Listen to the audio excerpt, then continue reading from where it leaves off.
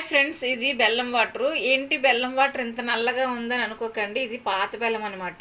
యాక్చువల్గా మనం పిండి వంటలు వండేటప్పుడు అది బెల్లం నుంచి ఇసుక, మట్టి, రాళ్ళు లేదనుకుంటే ధూళి ఏ విధంగా వేరు చేయాలో చూపిస్తున్నాను. చూడండి ఫ్రెండ్స్ నేను బెల్లాన్ని తీసుకొని బెల్లాన్ని ముక్కలు చేసి వాటర్లోని బాగా కరిగించిన తర్వాత ఇలా వచ్చిన బెల్లం వాటర్ని 1 గంట అటు ఇటు కదపకుండా ఇలా వదిలేసాను అనమాట.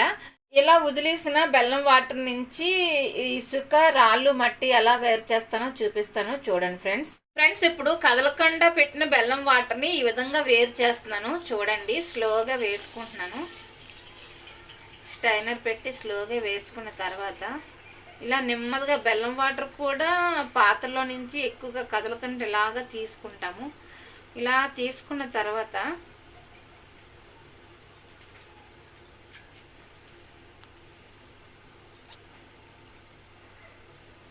ఫ్రెండ్స్ చూడండి, బెల్లం అయితే లాస్ట్లో చాలా మట్టి అయితే ఉండిపోయింది. చూపిస్తున్నాను చూడండి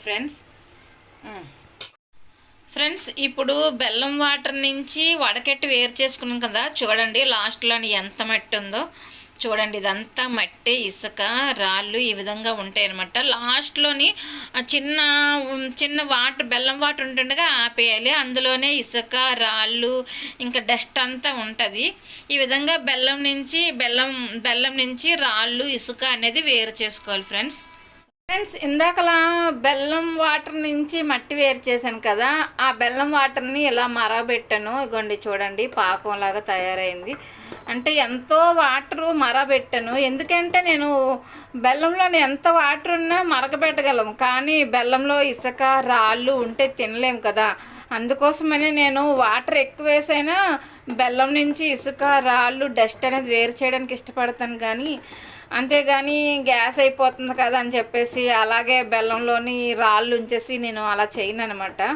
బెల్లంలో నుంచి బెల్లం రాళ్ళు వేరు చేసిన తర్వాత ఇంకోండి ఈ పాకము ఇలా వచ్చిందనమాట. చూడండి ఫ్రెండ్స్, ఏ కన్సిస్టెన్సీలో వచ్చిందో చూడండి.